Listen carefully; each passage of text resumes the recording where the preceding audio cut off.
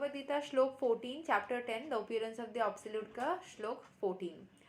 सर्वाम एतादृतां मन्येयान् मम वदासि केशवा नाहि ते भगवान् व्यक्तिं विदुर्देवनादानवा।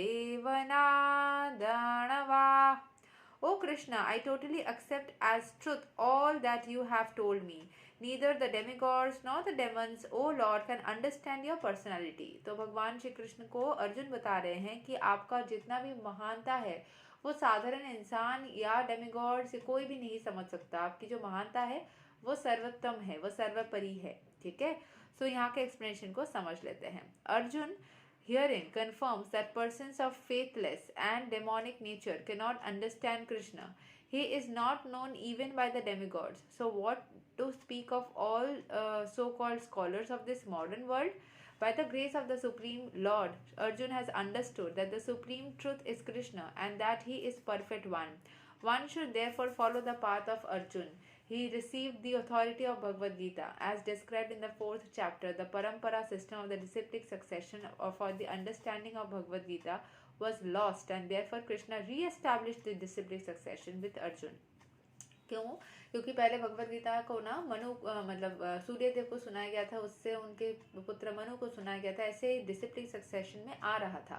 फिर आते आते ना ये चीज़ बीच में बंद हो गया था, ये अटक गया था। सो वापस से उन्होंने अर्जुन के साथ में ये जो इतना कार्यक्रम रचा गया ना, महाभारत का कार्यक्रम रचा गया ताकि वापस से हम नॉर्मल लोगों को भगवद गीता का ज्ञान प्राप्त हो, उस वजह से इतना सारा कार्यक्रम रचा गया। ये कहीं ना कहीं से कर्म फल का भी था। It's not only for the Bhagavad Gita generation, वो भी एक पार्ट है, साथ साथ बहुत सारे और भी कर्म फल का चीज़ें होना था।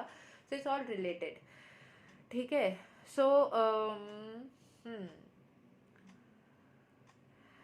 and therefore Krishna re-established the disciplic succession with Arjuna because he considered Arjun his intimate friend and a great devotee.